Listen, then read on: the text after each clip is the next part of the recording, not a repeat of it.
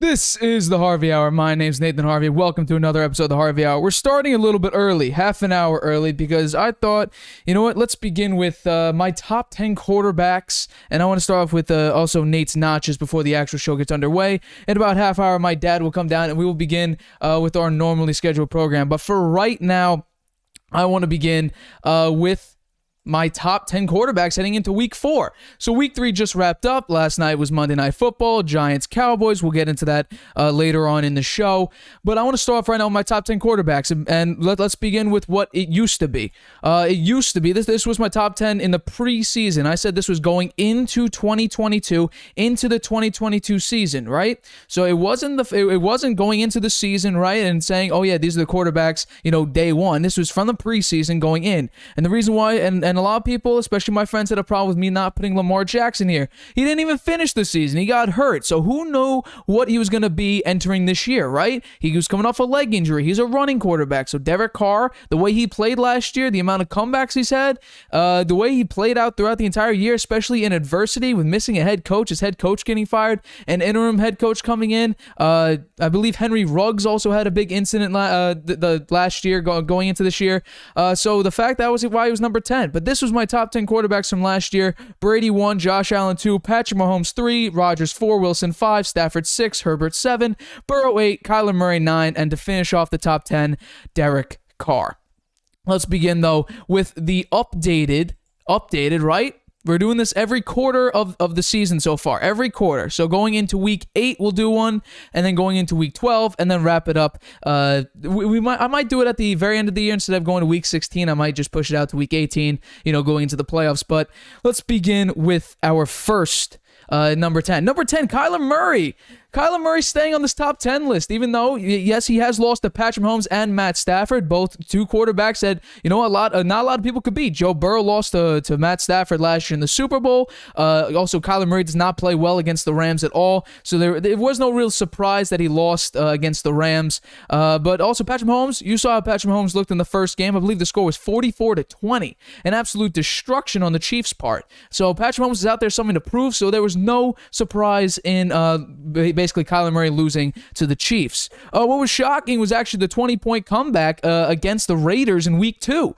Going into the second half, the Cardinals were down 20-0, and they were down 23-7 entering the fourth quarter. Then Kyler Murray and the Cardinals put up 16 points to basically send them to overtime and win that game on a phenomenal throw, a absolutely laser throw from Kyler Murray to, I believe it was the touchdown. It might have been the 2-point. I think it was the 2-point. But on the touchdown, he was scrambling, making plays with his legs. Yes, he's a very mobile quarterback. He is what he is. He's Kyler Murray, one of the best mobile quarterbacks in the league right now. Although, some people might emerge as more mobile quarterbacks come out of the league, come out of college. Though I'm sure the NFL is moving more towards mobile quarterbacks. You got Jalen Hurts, Lamar Jackson, Tua is a mobile quarterback. Josh Allen's mobile. Justin Herbert can move a little bit. Patrick Mahomes is mobile. Kyler Murray, this is the way the league's going. I do see some problems with his accuracy. It's about 64% compared to the rest of this list. People are up in the 70s to high 60s. So there are some worries there. They still don't have DeAndre Hopkins, which is a little bit of a worry for me. But Kyler Murray at number 10, hey, he's staying on the top 10 list. He did decrease one level, though. The next one, Matt Stafford. What's going on with the Rams? They're playing bad. Matt Stafford, the great thing about Matt Stafford is he's consistently inconsistent. One day he'll have like a 4-touchdown, no interception game, and the next he'll have 1 touchdown, 3 picks. This is Matt Stafford, though. But Matt Stafford is finding a way to win games. They lost to a very dominant Bills team in week 1 that seemed like that defense got lit. The defense on the Bills is tremendous. Von Miller seems to be alive again. He was hurt. He was hurt for some of last year, but he seems fully healthy and ready to go. Matt Stafford could not keep up right now, but he's still completing 72.5% of his throws. 4 touchdowns, 5 picks. So like I said, that inconsistency. Allen Robinson doesn't seem to be, that open. Is he washed already at a young age? But I don't know. Matt Stafford, number 9 spot, I still think he can beat Kyler Murray. He just did beat Kyler Murray. So, I still think he's a top 10 quarterback at number 9. The number 8 spot, Aaron Rodgers, right? Aaron Rodgers right now, the problem with Aaron Rodgers is he doesn't trust his receivers, especially late in the game. We saw in the second half of the Tampa Bay game, they put up, I believe, 0 points. And that's just because Rodgers, there was a drop here, there's a fumble there. Rodgers doesn't like, involving his new receivers, which is a problem, trusting them, because you can't win many games when you don't have receivers that you trust, so you stick to running the football, which the Packers have done very, very well. A.J. Dillon, Aaron Jones, phenomenal 1-2 punch for the Packers. Aaron Rodgers, though, the offense is like I said, super slow in the second half, especially late in the game. Rodgers, entering the fourth quarter, down, is not a great quarterback. And right now, his offense is slow. They get out to a good start, but then after that, they slow down tremendously. So Aaron Rodgers, once again, the thing with Aaron Rodgers, the knock I have on Aaron Rodgers is he plays super non-aggressive, conservative. It's a good thing on most parts, but when you need someone to take a bomb and take a risk, Aaron Rodgers is not your guy. But he does have a 72.3 completion percentage. His QBR on a scale of 0 to 100, so 50 is average. He's below average at a 48.9. So Aaron Rodgers needs to step it up here. He's a back-to-back MVP, so he needs to step it up. A back-to-back MVP. We're seeing the results without Devontae Adams. So yeah, Aaron Rodgers is number 7. Yes, and he did beat my next quarterback, but we have to put it in context here. The big word is context. Tom Brady's down his 1, 2, and 3 receivers. Mike Evans, Chris Godwin, and Julio Jones were all injured. His left tackle right now, I have it right here. His left tackle is an undrafted free agent rookie.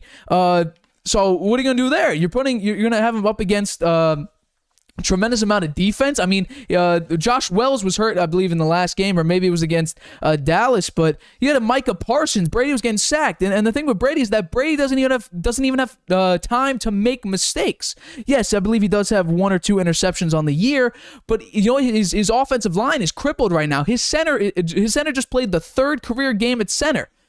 He's out Ryan Jensen. Ryan Jensen might be out the entire year, or maybe late in the season, or maybe even into the playoffs if the Bucs even make it at this point. But it's all about the context here. When they get Mike Evans back, when the Bucs get Chris Godwin back, when they get Julio Jones, who seems to always be hurt, that was the one worry that everyone had was, is Julio Jones going to stay healthy? Well, it turns out right now, he isn't really healthy. So that was the huge thing. It's about context here. Brady's still making the plays that need to be made. In that 2-minute drive against Green Bay, that's when the offense really all of a sudden became efficient. So if Brady could play like that in that 2-minute drive, and yes, 2-minute drive is obviously something different than the rest of the game, but with the intensity, the quickness, the vision that Brady has, especially in 2-minute drives, we saw that against the Jets last year when AB seemed to just piece out the entirety of the NFL. Brady went on that 2-minute drive against the Jets to beat the Jets and win the game. So it's all about context here. Brady's going to be fine. The defense on the Bucs is really, really good. Held Aaron Rodgers to 14 points. Has been holding teams. I believe they have under 40 points so far given up in the entire season. They have the number 1 scoring defense. So if the lackluster thing on your team is Tom Brady in the offense, you're going to do just fine. But yeah, like I said, once Mike Evans gets healthy, Chris Godwin gets healthy, and Julio Jones somehow gets healthy, Brady will do just fine. Number 6, though, Justin Herbert. What is going on with the Chargers here? What is going on? The Chargers right now just got blown out by the Jaguars, 38-10. Give me a break. But I will give Justin Herbert credit. He has the most 300-yard games since entering the league. The huge plus about Justin Herbert that you don't see a lot in the NFL really at all is he's very technically sound. His mechanics are phenomenal, near perfect mechanics. He will also, not only that, he's playing through injury, which is, that was the argument against Baker Mayfield. Now, this is a very different situation. I'll acknowledge that. But when you're hurt, you're still and you decide to play, you're expected to still perform. Baker Mayfield, on the other hand, he was hurt playing with a torn labrum and something else to do with his arm, I believe. You know what? He put himself in a situation where his team got off of him. I'm sure he didn't know that at all. He was surprised just like all the rest of us. But it put out bad film, and we saw what happened after that when he had bad film out there. No one wanted him, really. And then the Panthers finally picked him up because they realized they had Sam Darnold as their starting quarterback. But Justin Herbert, I believe he had, a fractured rib cartilage. I'm pretty sure he's day to day, maybe week to week. But once he gets healthy, he can he could shoot lasers, absolutely. And then Keenan Allen was also hurt, so he's throwing to Mike Williams. Austin Eckler doesn't seem to be like his normal self as a receiving back. Justin Herbert's going to be just fine. He needs to heal up, get some rest. But I have a number 6 over Tom Brady. Number 5. Now let's say number 5. We're actually going to do a little bit of a mini game in this right now. So we're doing mystery comparison right now. So these are the two quarterbacks in their first years, right? The quarterback on the left, 52.8, 58.8, and 69.2 completion percentage.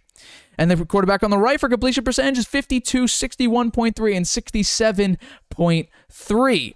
Okay? We see significant growth over the course of 3 years, especially with that second quarterback. Then passing yards per game, 172.8, 193.1, 284 versus 70.7, 209.6, 305.3. Tremendous growth in 3 years. Passer rating, 67.9, 85.3, 107.2. And then on the right, 77.6, 87.2, 106.5. Again, tremendous growth in 3 years. Who do you think that is as quarterback? On the left, can anyone guess? How about on the right? Anyone have any ideas? Josh Allen and Jalen Hurts.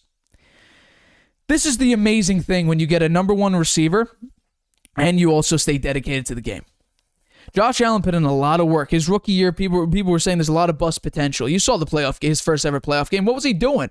I think he tried to throw behind the back, like over the line or whatever, to save a fumble or something like that.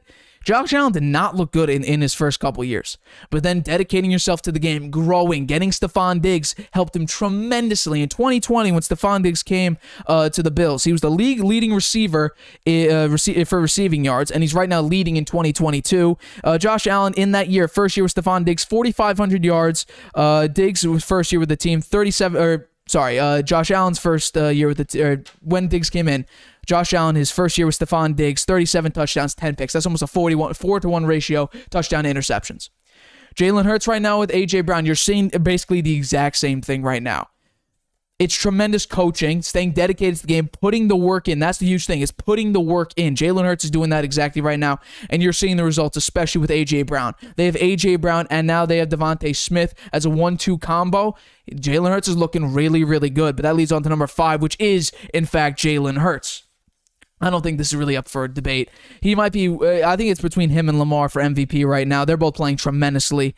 He has the most yards per completion with 13.9, so it's not all about dinking and dunking to Devontae Smith or to A.J. Brown. He's getting the ball at 13.9 yards per completion, right? Led the league last year, Jimmy G. Just going to put that out there. He's 916 passing yards, 67.3 completion percentage. A.J. Brown's allowing Jalen Hurts to really flourish here. You see the results here. Jalen Hurts can move the sticks. That's the thing with the Eagles, yes. They may give up a lot of points. Jalen Hurts might have a low completion percentage in some games, but you know what? He moves the sticks. I was watching the Eagles game this Sunday, and I looked down. I believe they were versing the Commanders. I looked down, right? He was at like 193 yards. I looked down. I'm making the show or whatever. I'm planning the show, and I look back up. He's over 300 yards.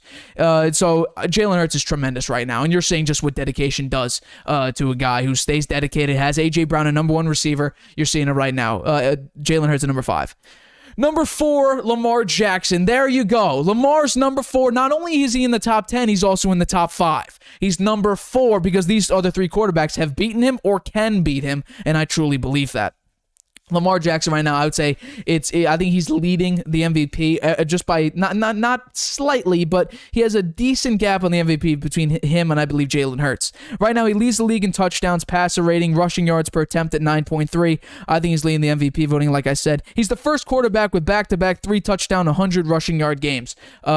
But I just don't think he could beat the top 3 players here. One of them he didn't beat. I believe he actually got outplayed. But Lamar Jackson right now, what we're seeing is one of a kind, truly. Going into this year, I said you know what? For him to get paid, for him to get his massive payday, and for me to put him in my top 10, I would need to see 250 yards passing, and I would also need to see, I believe I said maybe between over 50 or over 80 yards rushing per game. And my dad and I were both like, no, there's no way. This is like near impossible. Lamar's doing it. And I think Lamar's the only one that can do it. I just think Lamar's seriously one-of-a-kind talent. He's better than Michael Vick. We can see that right now. I believe he has more 100-yard rushing games than Michael Vick. So Lamar Jackson right now, it's one of a kind. Like I said before, I guarantee you, and in the offseason, this upcoming offseason, I would not be surprised if he gets $300 million fully guaranteed for 6 years. I would not in the least in the least be surprised, because you know what? He's doing the exact same thing Joe Flacco did. Joe Flacco wanted this massive contract, but the team wouldn't give it to him because the Ravens are all about business first. They're all about business, and then we'll deal with the personal sides with the finances of it. So Lamar's doing the exact same thing Joe Flacco's doing. The only thing is, though, I don't think I'll trust him in the playoffs, but we will see. Joe Flacco went out and won a Super Bowl that year, and they got a massive contract, and we saw where that happened. He didn't look the same after he got the money. But one quarterback that actually ended up beating was Tua Tagovailoa. Yes, Tua. Not only is he top 10, he's number 3. He's number 3 after people were hating on him all year, including myself. My God, the addition of Jalen Waddle, which they had last year, but him and Tyreek Hill teamed up. First pair of receivers, that's who I believe have combined 300 yards in a single game. 341 yards, I believe, against those same Ravens. In the game against the Ravens, right, you might be like, yo, Lamar's so much better than Tua. Tua threw for 6 touchdowns. Yes, he did have 2 interceptions, but he also had 6 touchdowns, the second most in the history of the NFL. He beat Bill Belichick. He beat Lamar Jackson. And he just recently, this past week, beat Josh Allen. Now, I think he might have should have came out because I think there's a concussion, and the NFLPA also agrees that they might want to do an investigation on the fact that Tua did come back in the game. We all saw the clip. He was stumbling, he was shaking his head, and when you're shaking your head, it's not a back injury. Because why would it be a back injury? It's a head injury because you're like, whoa, what just happened? I've had a head injury. I'm dazed. I don't know what's going on for a couple seconds. But he's up against Joe Burrow next. He's taking out the Titans in the NFL right now. So it's what Tua is doing is spectacular, but it is in large part due to Tyreek Hill and also Jalen Waddle. That 1-2 combo, it's dangerous, and we're seeing. I think the Dolphins are a legit team, and we'll get on to Nate Notches, and you'll see exactly why I think that coming up right after this. Number 2, Patrick Mahomes. I believe if I'm not mistaken, I had Patrick Mahomes at number 2, or he might have been number 3 in the preseason.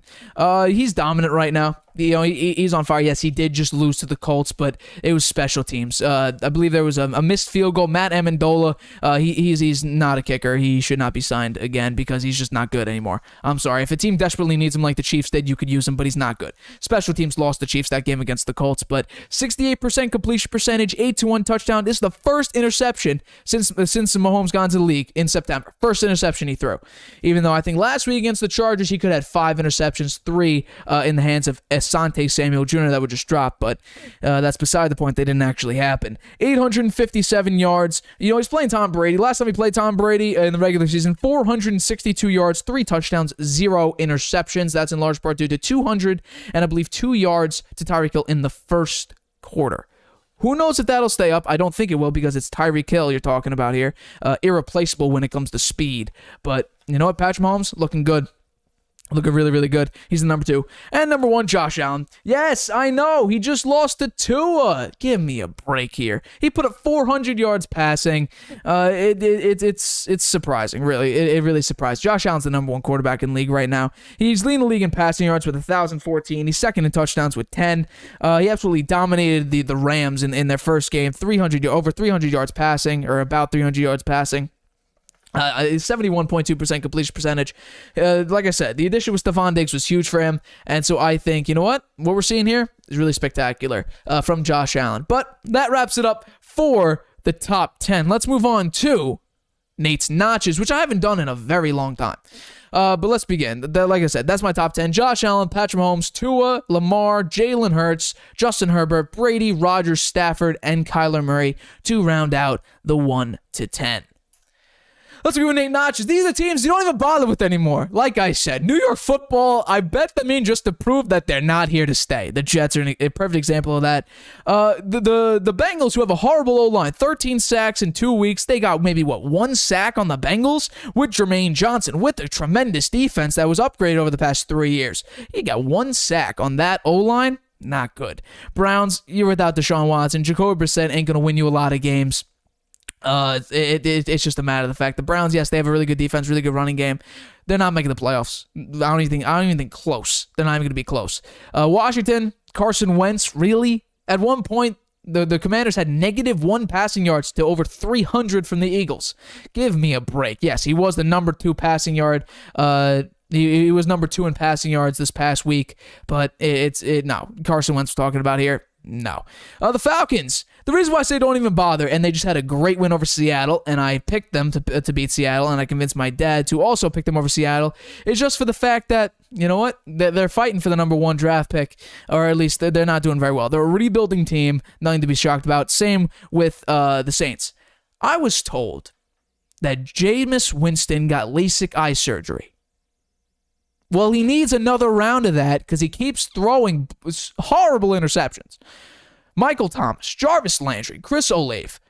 Like, hello, you have 3 pretty good receivers, 1 really good receiver, Michael Thomas. You have another Jarvis Landry, who I say is underrated in a lot of parts, a lot of aspects of the game. And then Chris Olave, who seems like a really good rookie receiver. And you're throwing a lot of interceptions. You're the Jameis Winston of 2019. 35 turnovers, 33 interceptions, I believe. He needs another round of that LASIK eye surgery. He's not a good quarterback. The Saints are a rebuilding team. Help them. The Bears, Justin Fields is not good. Justin Fields is not good. He doesn't complete a lot of passes. He doesn't attempt a lot of passes either. The Bears are just a bad team. Yes, they have a decent defense, and I've said this before. They have the landfill of receivers in the NFL. They have a lot of receivers that teams just gave up on. So the Bears are a bad team. Steelers, Mitch Trubisky, hey, he's not doing too bad. Not doing too bad. But the Steelers are no good. I've said that Mike Tomlin, this is going to be his first losing season since coaching, since he started being a head coach. But you know what? It's the Steelers. I had them here. In the preseason. They're like, no, that defense. TJ Watt's hurt. Minka Fitzpatrick. Nope. They're going to be bad. They lost to Mac Jones, and Mac Jones looks horrible right now. He's going to be out for a while. He says day to day. He's trying to get a second opinion on that high ankle sprain. Mac Jones will be out for a while. He lost to the Patriots. Mac Jones looking terrible. 2 touchdowns to, I believe, 5 interceptions. So don't even get there. Texans, they're putting up a fight. They tied with the Colts, which is impressive because Michael Pittman, Matt Ryan, Jonathan Taylor, got to give it to them. Lovie Smith is coaching his ass off. And then we also have against the Bears, they almost won that game. If it wasn't for a Davis Mills interception, they had a chance to win that game. And I'm not sure what the second game was off the top of my head, but it's the Texans. It's the Texans we're talking about. Not a good team at all. So I'm not surprised at all by the fact that, you know what, they're going to be at the bottom of this list. Don't even bother counting them in. Cowboys, Cooper, super duper Cooper. He beat the undefeated Giants. But it's still the Cowboys. Now, they do have a shot at maybe, potentially, if things go so wrong for the Giants and so wrong for the Eagles, have a shot at winning the NFC least. But with Cooper Rush, he's 3-0 as a starter. No, it's not going to happen. The Cowboys right now are not a great team. They're not making the playoffs, so don't even bother counting them in. Seahawks, enough said. Geno Smith, pretty bad running game. O-line's still pretty much in shambles. Your defense doesn't look great. Geno Smith, yes, he has the highest completion percentage in the NFL, but he dinks and dunks, and he's not taking a lot of shots down the field. DK Metcalf, Tyler Lockett, I feel bad for you guys, but you know what? What can I say? It's the Seahawks. Pete Carroll needs to go. It's as simple as that. Pete Carroll needs to go. Questions that need answering. All these teams have a question mark next to them, and it needs to be answered. The Patriots, what could they do without Mac Jones? And even with Mac Jones, what's going on with that offense? That offense is bad, very bad. Keeping Kendrick Bourne out. The running game doesn't look great. It looks good. It doesn't look great. That defense is a bit iffy. Special teams has always been good, though, under Bill Belichick. The Bengals, what's going on? First 2 weeks, you look bad, and then this week, you beat up on the Jets. Is it the Jets? Is it the Bengals? Who knows? Could they beat up on the Dolphins next week when the Dolphins have a short week? Potentially, who knows? But question mark there, can the Bengals keep it up? It's as simple as that. Can Joe Burrow get back into Joe Shiesty and Joe Burr that he used to be in the playoffs last year? Cool, calm, and collected when chaos is surrounding you with your offensive line. So, you know what? That's a big question mark. The Colts, Matt Ryan, what's going on with him? He has one of the lowest passer ratings in the league right now. Jonathan Taylor, he's playing okay. But can the Colts get into shape right now? They're not looking too good. The Titans, Derrick Henry, can he get into form as well? Ryan Tannehill's throwing the football. And who are their receivers? Robert Woods? Treylon Burks? Are they going to be anything? I don't know. That's why it needs to get answered. What's going to happen? The Broncos, Nathaniel Hackett, people are already calling for his job. People are calling for him to get fired. What's going on here? So, Russell Wilson doesn't move. Yes, he does move the ball pretty well. Okay. They don't score a lot of points. It was only thanks to Jimmy G stepping out of the end zone that they were able to win, because it was a 1-point win. Without that safety, it could have been a pick six, actually. Could have been a pick six. So the safety kind of saved them, but also killed them. So can they score? They're not great in the red zone. Nathaniel Hackett, bad play calling so far. There's a lot of question marks around that.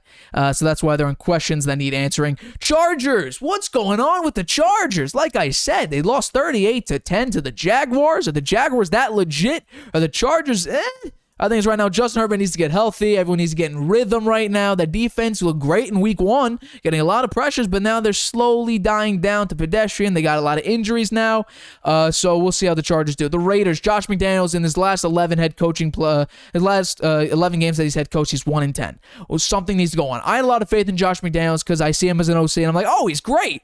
And then he goes 1-10 in his last 10 head coaching stints, and he's 0-3 with the Raiders with Derek Carr and Davante Adams. What's going on? Davante Adams getting like 5 targets a game. He should be getting 10. Like, hello, he's Davante Adams. So, question mark. Head coaching, offense. Get Davante Adams the football. That's the answer right now. Get Davante Adams the football. The Giants, are they good enough to at least make it competitive, the NFC least? Maybe. Saquon looks good. Danny dropped it into, I believe, Trayvon Diggs yesterday. So can Daniel Jones not throw games? Can Saquon carry you? Is that defense any good? Who knows? Questions that need answering. Are the Giants legit? My answer would be, no, they're not. The 49ers. Can Jimmy G go back to winning football games? I'll give him somewhat of a break because he didn't practice at all with the team throughout the year. He's dealing with shoulder surgery, or he dealt with shoulder surgery. So can he just get into shape? This team looks really good. This roster is very, very good. I have faith in Jimmy G, but right now, can he get into shape quick enough that he can start going back to the one thing he can do surprisingly well, and that's win games? Vikings, Kirk Cousins, is he back to being the Kirk Cousins, or is he back to being, like a good Kirk Cousins?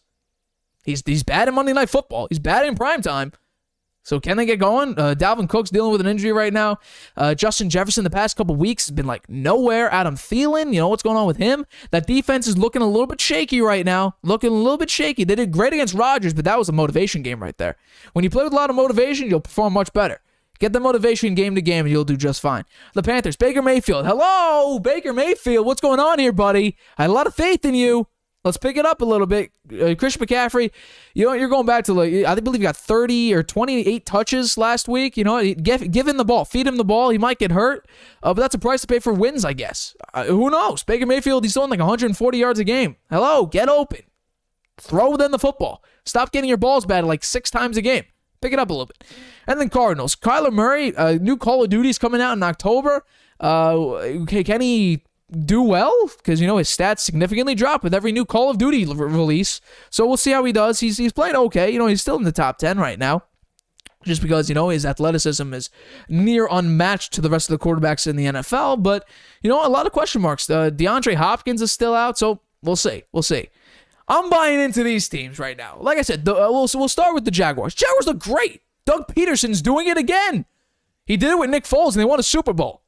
Trevor Lawrence looks really, really good. Doug Peterson's doing it again. Now, the Jaguars here, yes, they spent a lot of money in the offseason. But you know what? Here we go. We're seeing exactly what Doug Peterson can produce. And that's a very, very good football team. He's doing it again. The Lions right now, I believe, I don't know if it still is. It might not be, but they're very, very close. They were the number 1 scoring offense in the NFL. The Lions we're talking about here. Amon-Ra St. Brown looks phenomenal. Jared Goff's not losing them football games. That's a huge thing. DeAndre's just being efficient, and that defense is surprisingly good. They did just lose a safety recently. I believe it's out for the year, so that might be a drop-off for the Lions. But right now, the Lions are honestly, they're one of the best teams in the NFL right now, especially the NFC, a crippled NFC. But I'm buying into the Lions right now.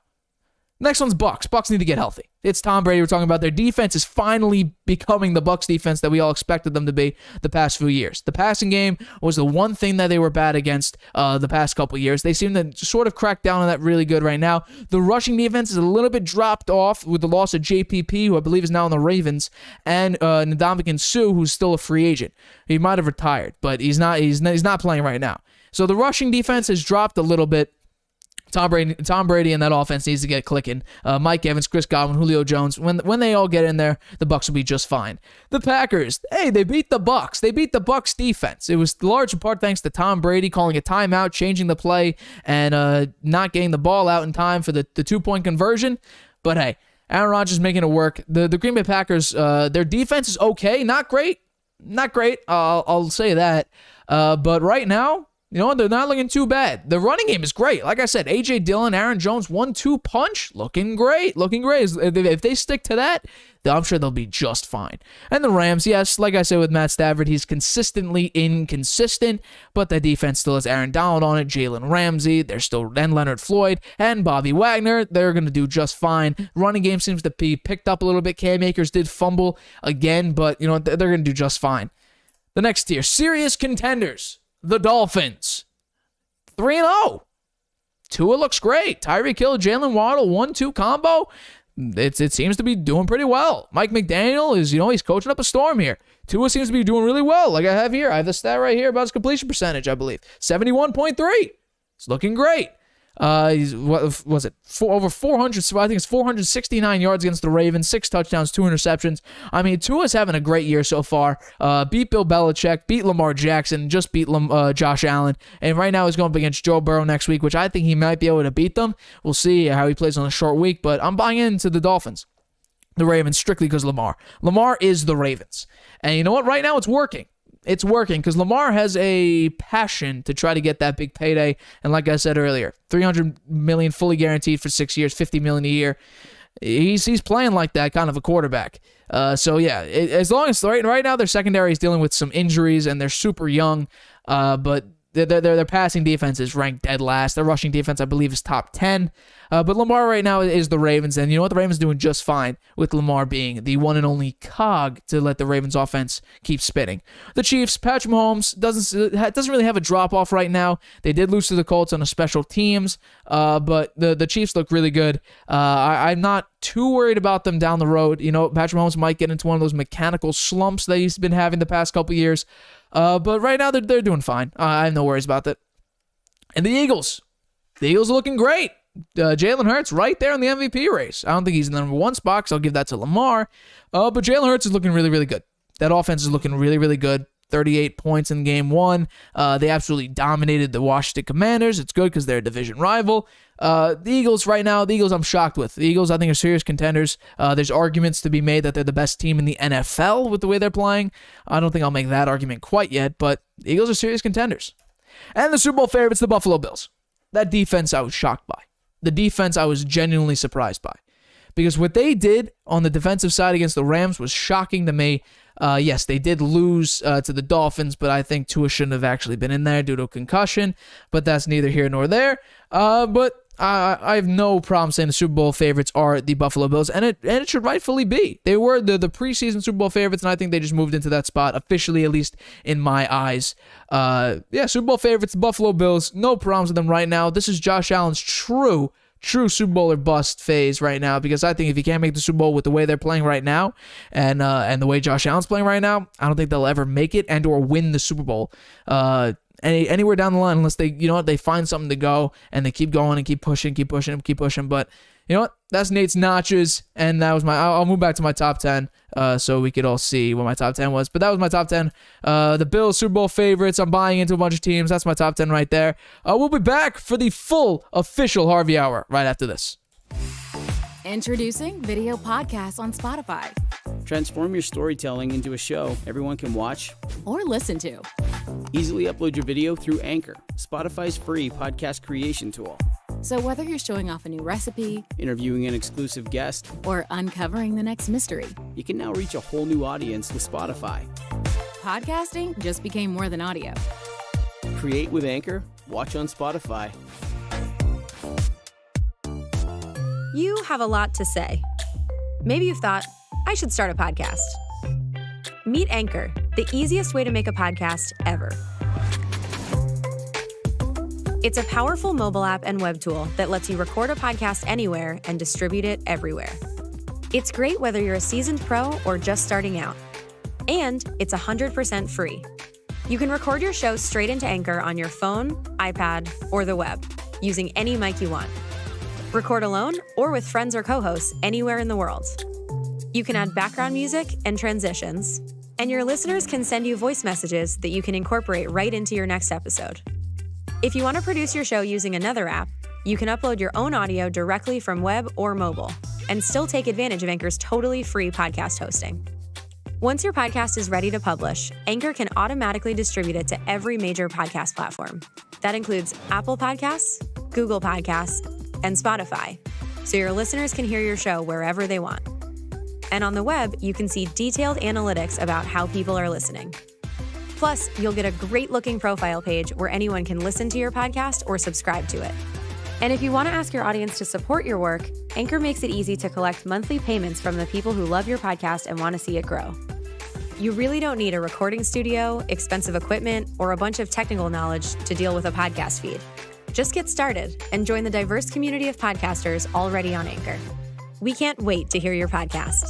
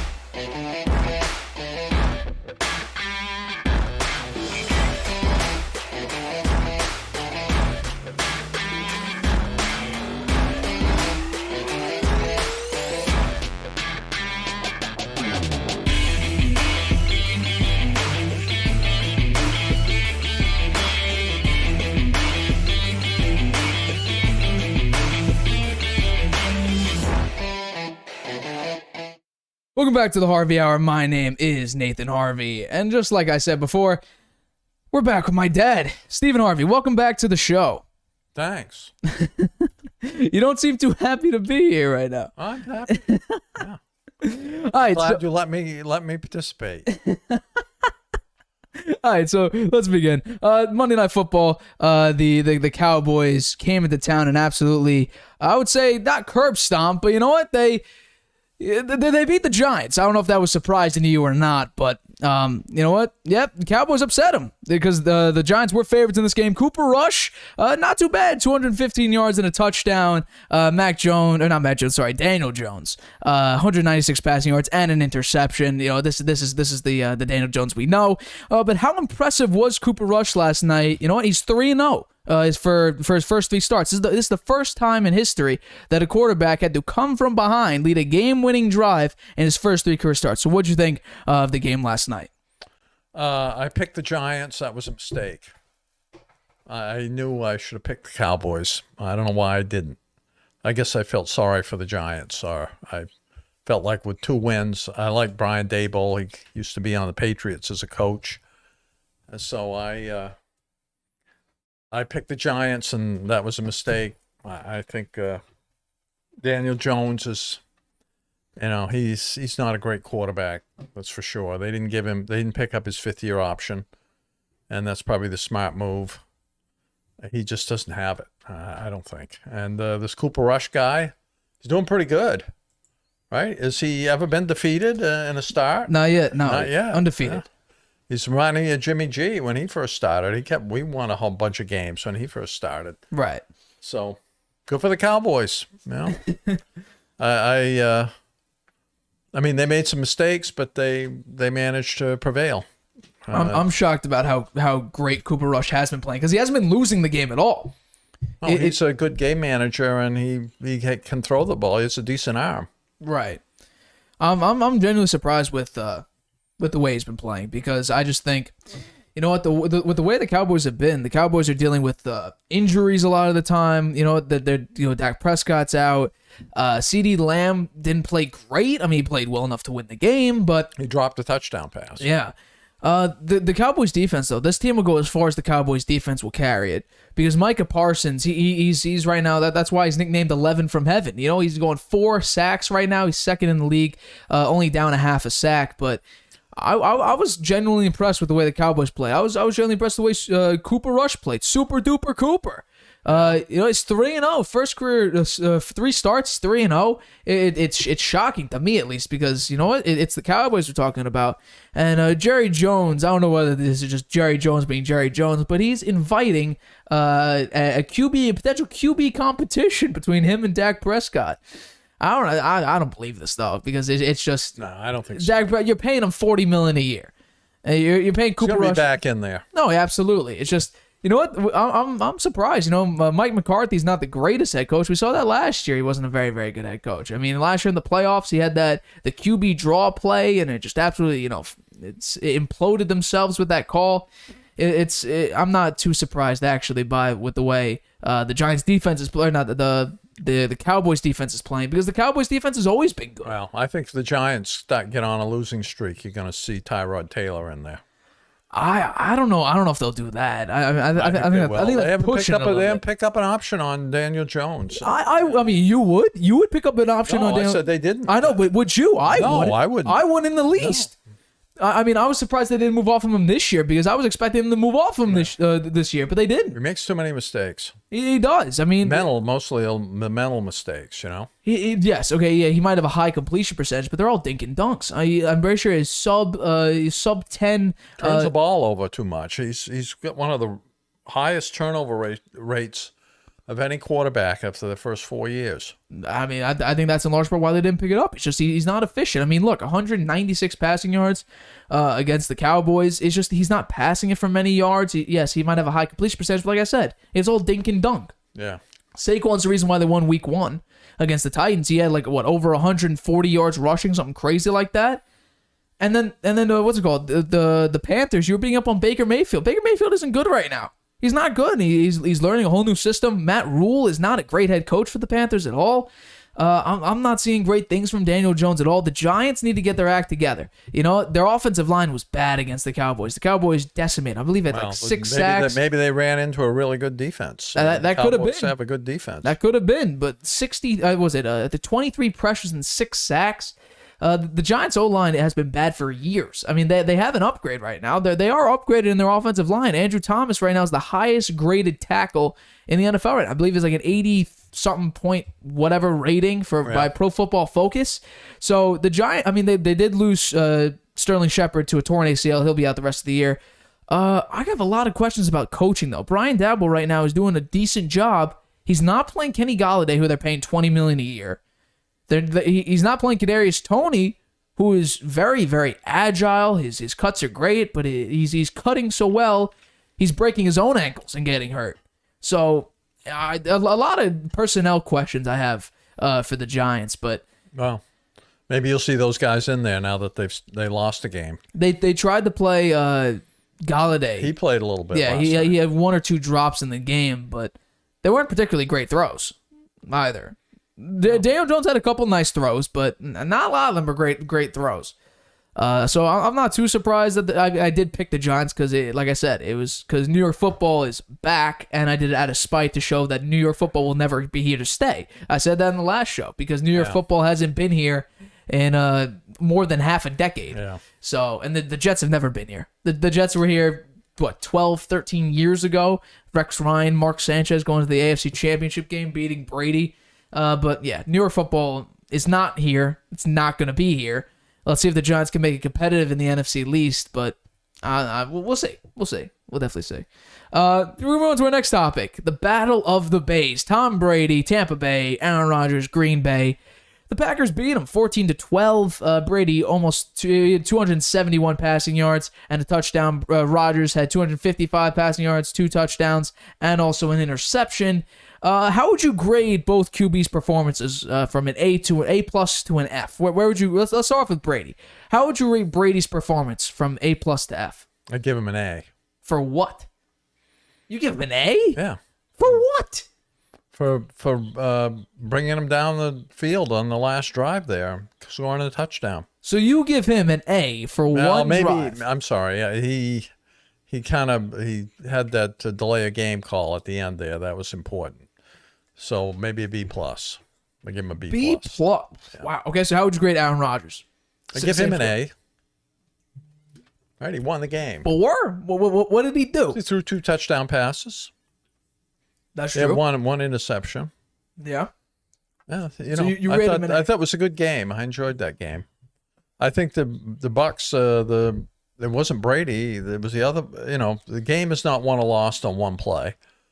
And Not a lot of the time, giving him a hard time about that delay of game call. Well, it's okay, but that's not the reason they lost the game. Right. They the receivers fumbled the ball. They had turnovers. So it wasn't Brady so much as it was the other players who didn't play up to what they needed to do to win the game. I think if they hadn't turned the ball over like that, they might have won that game. I agree with you on a lot of that, but not with the grading. I'm going to give Rodgers a B plus, and I'll give Brady a B, edging it out to a B minus. But no, B plus and a B. Let's start with the Brady. Let's start with Brady with a B. The reason why he's not getting anything below a B is just because of the fact that it was inefficient offense, but I have to give Brady some credit. The average field position when he starts a drive, not counting the Rodgers interception that started like the other 47-yard line or whatever, discounting that, their starting field position on average was the 17-yard line. Wow. So they would have to go, on average, 83 yards to score a touchdown. One thing I said early in the year here, before the season started, that Green Bay would be good because their defense was going to be very good. And the defense played well against Tampa Bay. Tampa Bay has a great offense. And the other thing on Tampa Bay, I'd say, is Brady didn't have his best receivers out there. Yeah, he was missing his top 3 receivers. Yeah. It's all about context here. He's 45 years old. He's not going to be doing stuff he did, when he had, Edelman, Amendola, who on any other team would be, like a B minus receiver. But on the Patriots, they were perfect A pluses because they fit into Brady and Belichick's scheme. Brady, when he was 37 years old, 35 years old, that's old for quarterbacks, or around heading off to old. He could maybe pull this off, and he has pulled it off. But he's 45 years old. He's trying to take less and less hits. And the highlight of the game was sadly brought back because of a hold. Brady ran for like the second most career yards he's ever run. He ran like a 15-yard run that got called back for a holding, but it was a beautiful thing. I don't expect Brady to run at 45. Yeah. But you know what? He'll take off. He's got a little bit of Lamar Jackson in him, ducking under offensive linemen and running. There isn't much Lamar Jackson in Brady. He goes about half the speed of Lamar does. I think he's very capable at quarterback at this age. Oh, yeah. His arm is still, I don't see any drop off there. And he was never very mobile to begin with. So. No, that's true. And I think he's as smart, in terms of the mental part of the game as he's ever been. Maybe the best. I don't know. Last year, look at his performance. Yeah, no, it was very, very good. So I think he'll only improve from here. It's just health wise right now. I think the Bucs will be fine. It's just about getting healthy. Rodgers B plus. Start off great. The Packers start off great, scoring. Going down the field, especially on that first drive, and scoring. I'll give it that. The reason why it's not an A is because in the second half, they were bone dry. I think they had like 92 yards, like total yards of offense. Their offense goes bone dry. Aaron Rodgers is super conservative, doesn't take risks, and he can't take many risks now because he's getting $50 million a year. They can't spend money on receivers out there. Rodgers' number one target doesn't even want to play with him anymore. Devontae Adams, Lazard looked pretty good in that game. Lazard looked good, and Aaron Rodgers has one of the best quick throws I've ever seen. The little slant route to Alan Lazard. He can flick his wrist and it goes 40 yards on a line. I've said this before. It doesn't look like he even tries to heave it. He just flicks his wrist and the ball goes 40 yards. I've said this before. Aaron Rodgers is the best thrower I have ever seen. The way he can orchestrate a ball to fit into a receiver's hands is tremendous. And he has a lot of arm strength, a lot of arm talent in general. But in this game, it was just inefficiency. Rodgers is not going to get an A to be inefficient. You know who gets an A for his efficiency was Kyler. I would give Kyler Murray an A against the Raiders last week. I would give him an A for that. He was down 20-0, came back, and you know what? He did his little dance in the pocket to try to score a touchdown, and he did that's efficiency. Aaron Rodgers, he doesn't throw. You know what? One I'm not receiver so sure it's efficiency as much as creativity. Well, you know what? Is it efficient? It was pretty creative to. Is it efficient? To do those do that scramble he did, and it was like a 20-second play though. It's unbelievable. 20 seconds. Yeah, he's like 20 seconds behind the pocket. That's like just dancing. Plays. Yeah, but I'd say it's efficient because in the fourth quarter you're down 23 to 7 and you come back and win 16 points.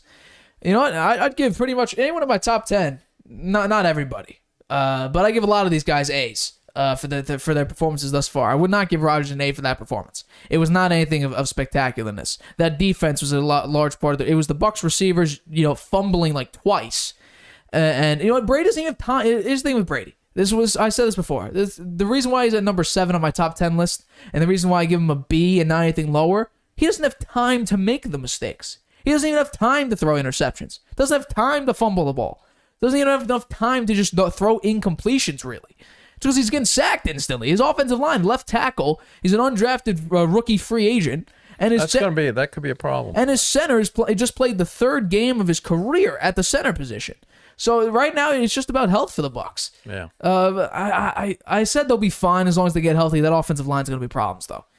Brady is much more emotional this year than I've seen him in the past few, just because his offensive line is, it's bad. Well, I think that it's bad. He was emotional against the Saints because he lost 4 in a row against them. The Saints, it was more so because Brady wanted to beat the Saints that much more. But even against the Packers, though, he was getting mad. He was getting fired up, but not as much as he was in the previous game against the Saints. Let's move on to our next topic, though. The Patriots and the Ravens. This game had a lot of answers in my mind about where the Patriots are heading. Let's start with the first thing. I want to talk about Mac Jones' injury. High ankle sprain. He said in a press conference today that he's going to take it day to day. He wants to get a second opinion besides the Patriots doctors. He wants to get a second opinion on his, timetable for for a high ankle sprain, or even if it's a high ankle sprain. So he says he's going to take it day to day. I think he's going to be out for a while. At this point, I think the Patriots are done. So Mac Jones, I'll pose the question here. What do you think went wrong for the Patriots, and what went right for the Ravens in this game? What went wrong for the Patriots? Yeah, let's start there. What went wrong for the Patriots? Lamar Jackson. That's what went wrong for the Patriots. They couldn't stop him. And that was what they had to do. Belichick's game plan is take away your best player, and they couldn't take away Lamar Jackson. He had a field day. 4 touchdown passes, 1 running. Pretty amazing. Yeah, absolutely. Pretty amazing. And what went right for the Ravens? Lamar Jackson. Yeah. I think he's the best quarterback in the league this year right now. He's got something to prove. He wants that big contract. He's throwing the ball better than he ever has. And then he knows that's what he has to do. And he has that running skill, which he's their best back by far, right? So I think he's an MVP candidate for sure. Now, he's at my number 1. Ended now, he'd probably win the MVP. He's at my number 1 for MVP. I put him ahead, not slightly, but it's a massive gap between him and Jalen Hurts. But for me, but that game, That game. I think that Mac Jones on the stat sheet looks horrible. Right. He had 3 interceptions. Well, the last one, the game was over. Right. And the other 2, those were not good. But I think he played okay. The first 3 quarters, he played great. He played phenomenal in the first very, 3 quarters. very good. He kept up with Lamar Jackson. It was great. The interception he threw in the end zone was like a young quarterback mistake. Right. I mean, that was just a mental mistake. He was trying to force it in. Well, he was expecting the receiver to go over the top of him to get to that back pylon, but he didn't beat him. That was just that was a mistake. Shouldn't have done that. But I do think the Patriots are in this game, right, pretty close to the end until Aguilar fumbled the ball. Right. I mean, that was a nice pass, right? That was a 3rd down pass, a long pass. He ran it down there. He didn't realize the guy was behind him and knocked the ball out. And that was it. I mean, they couldn't stop Lamar after that. But if they'd scored there, they would have gone ahead. It could have been a different game. The Patriots might have won that game. As soon as I saw the Aguilar fumble, I knew the game was over. I knew by that point the game was over because there wasn't much time left then. It wasn't. Yeah, there wasn't much time left, and Lamar Jackson was doing numbers on that. Yeah, well, the Patriots' game plan is for the defense to not allow that many points, and they allow way too many points. Well, it was all Lamar Jackson. No, yeah, exactly. Lamar right now is the Ravens. A failure on the Patriots' defense because their strategy is to take away the best player, and they didn't do it, and the defense gave up too many points as a result. Right. So what went wrong for the Patriots? I really have no problems with the offense in this game. Mac Jones put up 321 yards. So he was playing great. Him and Devontae Parker, they were connecting left, right, front, and center. I mean, the throws and the catches that they were each performing were amazing. I think at one point, Devontae Parker had like 4 catches for over 100 yards. It was a thing of beauty to see. They finally connected in 1 week. Now, sadly, Mac Jones will be out for, this foreseeable future. But that's too bad. The problem I have right now, what went wrong is the defense couldn't, like you said, the defense couldn't stop Lamar Jackson. It wasn't the fact that, Duvernay was going off, Rashad Bateman was having a career game, Mark Andrews was just crushing them. Lamar Jackson, right? Lamar Jackson was having a tremendous game. Lamar was doing phenomenal. Lamar is in my number 4 spot for the top 10. But right now, MVP candidate, definitely. He's putting up numbers slightly better than his MVP year, his unanimous MVP year. So, Lamar's looking great. And what went right for the Ravens? That's a tongue twister to say. Like you said, Lamar Jackson. I mean, there's nothing to say about that. I mean, Lamar Jackson right now is the king of the NFL. He's right now at the very, very top. There's a lot of passion in his game. He's playing smart. He's playing efficient. He's playing elusive. The Patriots just could not tackle him. Yeah. It seems a lot of the time they played really good contained, and they could not get their hands on him. The Patriots had good penetration on the pass rush. Exactly. They were getting in there, but Lamar Jackson would evade them. Right. Yeah. And then at that point, they just couldn't keep up because Lamar would just sneak around them and go. So it's a thing of beauty. I think Lamar Jackson, to get that giant contract, has got to go deep into the playoffs. I think that's an important thing for him because he hasn't done that well in the playoffs. Right. He's only won 1 playoff game. And I think if he can go deep into the playoffs, and keep having the kind of season he's having, he's going to get a max contract. He's going to get the big one. I said, you know what? I would say just pay him now. Right now, he's proven to you. The only problem I have is he may not accept it. He may say, "I'm going to hold out." I'd say he deserves $300 million fully guaranteed for 6 years. That's $50 million a year. He might accept that. I would definitely accept it. That's $70 more million. If he holds out, who do you think will get him? It won't be the Ravens. I bet they won't be able to retain him. I would say you could franchise tag him for like the next 3 years. So you just do that, but you would need to sign the franchise tag. Yeah. This offseason is going to be interesting. But I would say, you know what? I think Lamar Jackson would talk if the Ravens bite the bullet and give him what he wants. Maybe. Could it be $250 fully guaranteed? So it could be. I'm saying he's worth $300. I don't think he'll accept that right now. I'd say he's worth $300. Yeah. Just because the way he's playing. If Patrick Mahomes got $500 million, right? Yep. Lamar Jackson's playing better than him now. Right. Well, yeah, absolutely. And I think he's playing better than who the other big money quarterbacks. He's playing better than Kyler Murray. Yeah. Russell Wilson, Josh Allen. Josh Allen, he got almost a $500 million deal too, It was like right? 470 something. Yeah, right? for 10 years. I think he's better than him, Josh Allen. Yeah. Who else? He's had a more big mobile. contract? Yes, no, definitely more mobile. Absolutely. Who else got big money this year? Off the top of my head, That's it. Aaron Rodgers. Aaron Definitely. Rodgers. Definitely. Yeah. No, but here. In my top 10.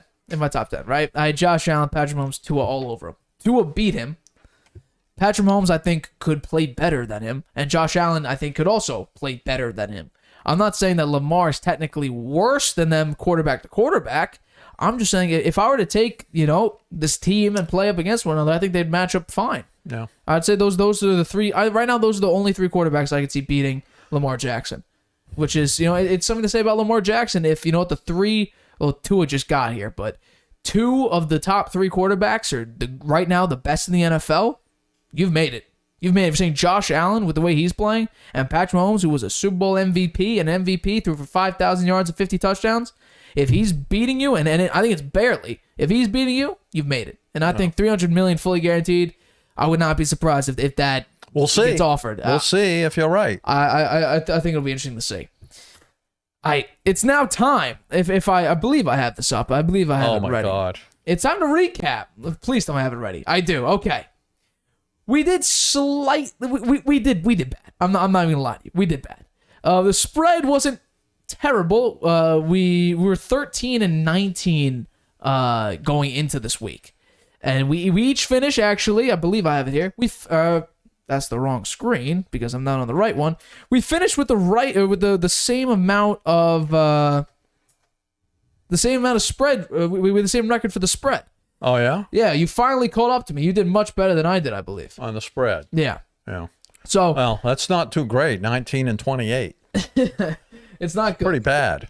The reason why we do have a tie, it's because the Bears and Texans game was exactly a 3 spread. Yeah. So that's why it's a tie. But we'll go down these games very, very quickly. Saints Panthers. What happened there? What'd you see there? Saints Panthers. Where is top that left? one? Round of the Steelers Browns. Oh.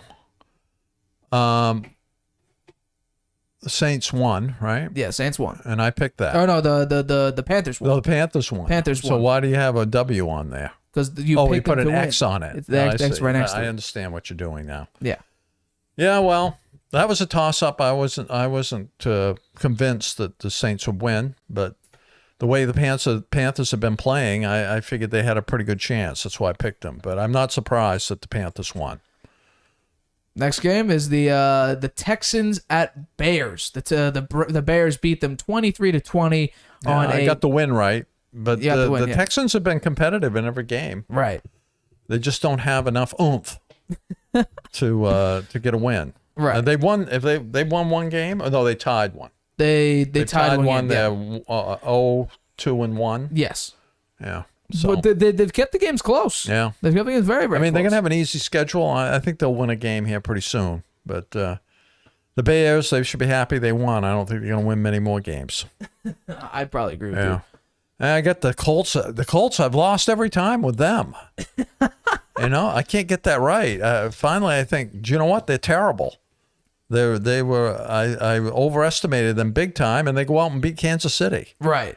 and beat the point spread too. I was. I don't know what to do about them. They're letting me down big time. And then Buffalo and Miami. I thought for sure Buffalo would win that game. And they should have if Josh Allen had muffed that pass at the end. Oh, Right? yeah. He threw yeah. it right into the ground. Right. I don't know what he was thinking there. The Lions, that was the close one too. I wasn't quite sure on that. Initially, I think I picked the Vikings, and then I went with the Lions. So It was a blown It was a coverage. mistake. It was a blown coverage. They had a real shot at winning that game. yeah. Then the Patriots, I'm always going to pick them. I'm always going to lose a game because Not I'll always be objective. picking them. Not objective. Yeah, that's I have a soft spot in my heart for them for all the winning years, all the glory. That's fair. That's fair. All the glory. I got my hat on tonight. Six Super Bowl championships, right? Then the Jets, I knew they weren't going to win against against the Bengals? Bengals, because the Bengals had lost 2 and they went to the Super Bowl last year. I knew they were going to come out really charged up and win, and they did. And then I knew the Titans would probably beat the Raiders because I don't think the Raiders are much good. And I think Josh McDaniel is not going to be the greatest head coach. And right now, the Raiders are the only team that have lost 3 games. Yeah. Everyone else has either got at least a tie or 1 win. The Eagles, I picked that one right. So Washington looked pretty bad, man. I was surprised that they played that badly. You know, they only scored 8 points, and the Eagles look good. I'm surprised Jalen Hurts is playing as well as he's playing. You think he might be a MVP? Some people are thinking He's up there. Thinking the Eagles are going to the Super Bowl. I'm not so sure at this point. Still very early. You're my hot take though about the Eagles. I said Eagles hot take. They were the highest bet to make the NFC Championship. Yeah. And the way they're looking now, I'd say they're pretty much there. Yeah. You know what? Another team that I've gotten wrong here is the Jaguars. They seem to be a better team this year, right? Yeah. They're 2-1 now.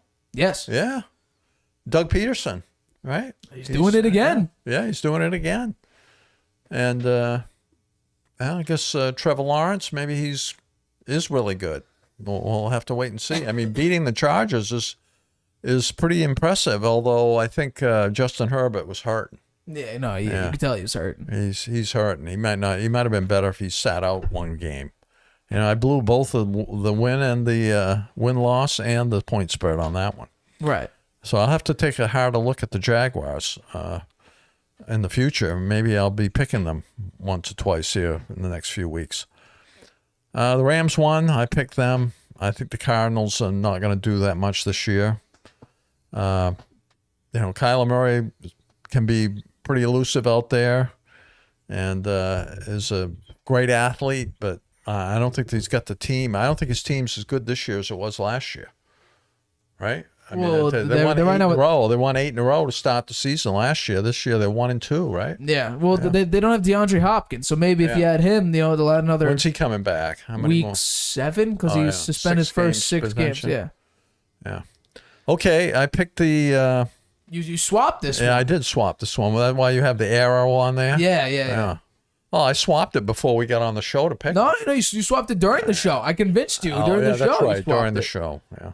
Yeah. Okay, well, that was a smart move, right? Yeah, you're welcome for that. I got the point spread, too. Yeah, so I was good on that one. And then I picked the Bucs, and I'll probably always pick them because I like Tom Brady. Green Bay's good, no doubt about it. They've got a good defense, and I predicted that they would be right up there this year and win their division, so they're on their way. And San Francisco, how did they lose to the Broncos? I don't know how that happened. Jimmy G stepped out. He pulled a Dan Orlovsky and stepped out of the back of the end zone. That's what happened. But they should have scored more than 9 points. True. Right? True. I mean, what happened to them? Their defense played well, right? It was okay. 8 points. Well, 9 points, right? The score was 11-10. Oh, it was 11-10. Yeah, 11-10. So I don't know why San Francisco's offense didn't produce more points. They should have. Maybe the Broncos have a much better defense than we thought. I don't know. Traditionally they've had pretty good defense there. Yeah, no, they do. They have Pat Surtain the second, and they also have Bradley Chubb, 2 very good defenders. Yeah, and they only scored 11 points though. So their offense has not been any. Yeah, and I think Russell Wilson. There's a lot of criticism of him. Yeah. What were his stats on that game? Well, I took him out of my top 10. I had him, I believe, at the number 5 or 6 position. Just to answer your question, Russell Wilson last week. Let's see. Russell Wilson last week against the 49ers. Jimmy G went 18 of 29, 211, 1 touchdown, 1 pick. Russell Wilson 20 of 33, 184, 0 across touchdown interception. That's way low compared to what he in his past prime, right? Yeah. He's been around a long time now. Has been. Yep. So let's see. I won 1, 2, 3, 4, 5, 6 games, and I should never have picked the Giants. I know that was a mistake. I was pretty sure Dallas would beat him, but I was rooting for Daboll. I like him. Right. So better luck next week. I've got a long way to go to get back to 500. You do. Well, actually, it's not as far away as you might think. It's not that far away. But the spread wise, yeah, we're gonna need work on that. We need to go 10-6 the next week. Actually, no, that would put us that's not right math actually. So I'm not. How many games under? I'm not even gonna. What was it? We reached 19, 28, and 1. 19 to 28. So we're that's nine games. So nine and a half. You gotta go. We have to do well. That's essentially what it is. Yeah, let's begin with my picks for this week.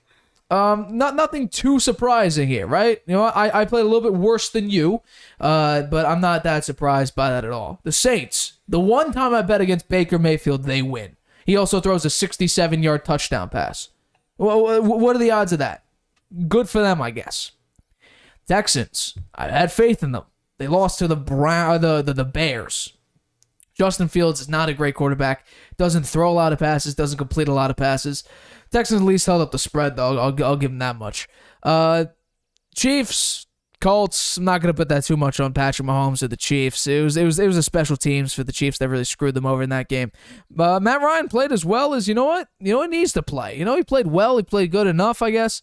But yeah, you know what? Chiefs lose. Not that. I'm pretty surprised by that. That was a pretty big upset. The Bills and the Dolphins. I'm sad about that game because I bet Josh Allen to win big. And he lost. He came up pretty small. I think Tua should not have played in the second half. He was concussed. He looked woozy. Looked bad. He looked pretty bad. But you know what? It is what it is. We live with it. It's 1 week. The Bills will recover from this one, and hopefully, get back into shape. The Lions. The Lions were so close to beating the Vikings. This close. It was a blown coverage on like a wide receiver. I should have known the Vikings were at home. I think that. Should have picked them. Yeah, it's not a bad pick to choose the Lions. It was a pretty big point spread, so I'm glad I at least went with that. Ravens, I knew they'd win. Ravens are just a better team than the Patriots. It is what it is. It looks like the Patriots are going down a big rabbit hole without Mac Jones. So we'll see how the Patriots end up. But the Ravens played well. Lamar Jackson is the Ravens right now, so we'll see if he can keep this up. But yeah, we'll see. The Jets, New York football is dead. It's official, at least on the AFC side. New York football is dead. It's finito. Wrap it up. Throw it away. Don't worry about them anymore. They're done. Finito. Bye-bye. They're going to be fighting with the Patriots for dead last in the AFC East. So, Bengals, they finally got into shape. Still, those statistics say 11.3% after going 0-2 to make the playoffs. We'll see let's see if Joe Burrow can then defy the odds once again, like he did last year. We'll see if he can do the same thing. Raiders. My faith in Josh McDaniels is thinning, and I told you on Sunday, I'm starting to believe in you when you said that Josh McDaniels is not fit to be a head coach. He's 1-10 in his last 11 head coaching starts. For some reason, they don't like targeting Devontae Adams a lot. Yeah, I don't know why the Raiders just didn't give the coaching job to the guy that stepped in the interim basis. He took him to playoffs. He did really well, and the entire team was saying, "Yo, hire him." He did he's well. not even coaching for him now, right? I don't think so. No, he's out of there. That makes no sense to me. It's the Raiders, though. Yeah, it's the Raiders. Yeah. Titans played really well. I'll give them that. I don't see them repeating a game like that again. We'll see, though. I'm not sure of their upcoming schedule, but I don't see them going out and doing that multiple times. The Jaguars. I was smart to pick the reverse. I had the Chargers -7. And I said, you know what? Justin Herbert's hurt. I'll still take them to win a close game. I think I still might have it. Let's see if I still have. I believe I still have the Harvey Hot Hand right here. I can bring this up right now. Here we go. The Harvey Hot Hand. I won this one. That's one. Let's see. What other spreads did I beat? Here we go. Where'd it go? There it is. Okay, 1-1. That's a loss. 1-1. That's 2-1. I covered the spread with that one. Okay, you're gonna bring it up 2-2 after you do. No. It's up right now. It's just I have a. And then I went 2-3. Not great. Not great at all. But you know what? I'm losing right now. I'm -1 in totality. Yeah. But you know what? It's a part of the game. It's a part of the game. You know, It's early in the season. They're very early in the season. Well, we're supposed to be football experts here.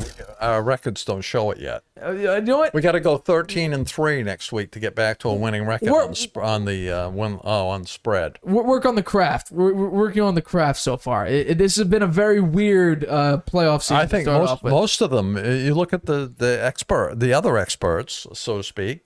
Their records aren't that great either. No. Football is it's actually good. There's more parity. Yeah. Right? Yeah. It's hard to know who's going to win. Right. And the point spreads are small in most cases. I mean, there was a lot of 6.5, 5.5, 5.5, 6.5, 7. Last week was bad though. Last week there was 10s, 10.5s. Most of them didn't cover. So, let's move on to the next one. Where was I? Rams got the win here.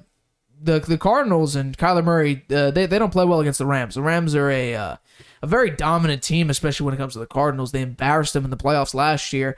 So this wasn't too much of a surprise to me. I kind of expected the Rams, even though they're inconsistent. Like I said with Matt Stafford, he's consistently inconsistent. I wasn't surprised at all by this. Falcons, I told you to pick the Falcons over the Seahawks. Right. I'm happy I made the choice. And you caved in. You choose the Falcons, and I turned out to be right. It's just the Seahawks. The way the Falcons, it was more so the way the Falcons were playing than I think the Seahawks are bad. The Falcons kept it close with the Rams. They should have beaten the Saints. They lost by 1 point there. The Falcons, I'm not saying they're a serious team. I don't think they're a great team, but you know what? They could win some games, and I think this was just one of their wins.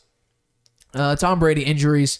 In reality, if I look back in retrospect, as soon as Mike Evans was going to be suspended for that game, I should have picked the Packers, just because you're losing your top 3 weapons, and your O-line is bad. Your O-line's very, very bad. Why did you pick the Bucks then? Because I thought the defense would maybe get 1 turnover for a score, or at least put the Bucks in great field position.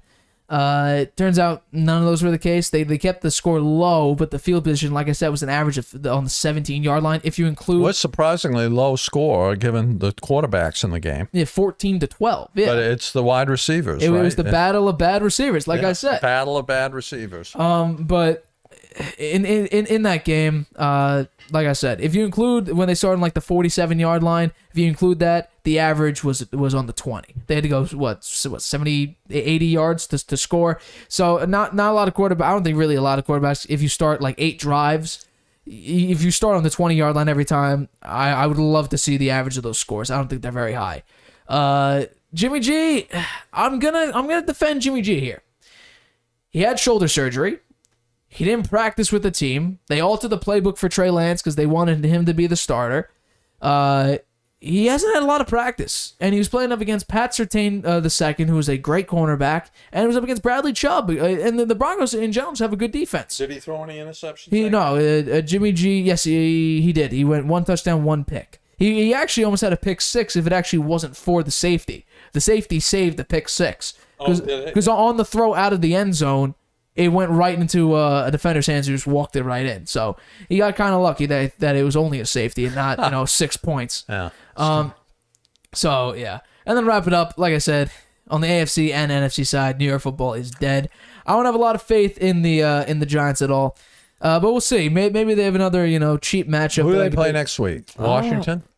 I have. I'll look it up right now. But I don't think it's anyone great. If it is, then they're screwed. They play the Bears. That should be a win. At the Bears. Should be a win. No, at Giants. At Giants. They've At got a lot of Giants. home games to start the season. The 2 home games to 1 away game. So now they're actually going to have 3 straight home games. Yeah. So I don't have a lot of faith in the Giants. Good for the Cowboys, though. Great for the Cowboys. Proud of them. So I think that wraps it up, actually, for us here at the Harvey Hour. What about the picks? Your 5 teams there, the hot hand. I reviewed them. It was. Oh, you did it already? Yeah. Without me.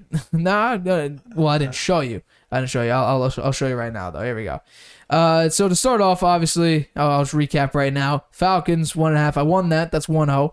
And then after that, I lost that one. That's 1-1. And then that one I got because for the hot hand, it's the spread. So that's 2-1. Down that one, that's 2-2. And then finished off with 2-3. Oh. So that wraps it up for us here at the Harvey Hour. My name is Nathan Harvey. That's my dad, Stephen Harvey. We are the Harvey Hour. We will catch you guys. Was it? Are we? I don't think we're doing a show Friday. We might do one Thursday, but we can't do a show Friday. Why not? Why Because can't we do it? we're going away. We're going away so we're leaving that morning. Yeah, maybe we do it Thursday night then. So we might do a Thursday show. So if we do tune in Thursday 6, I don't know if it's gonna be 6:30. We'll see what the news has to say, but let's just say 6:30 to keep it safe.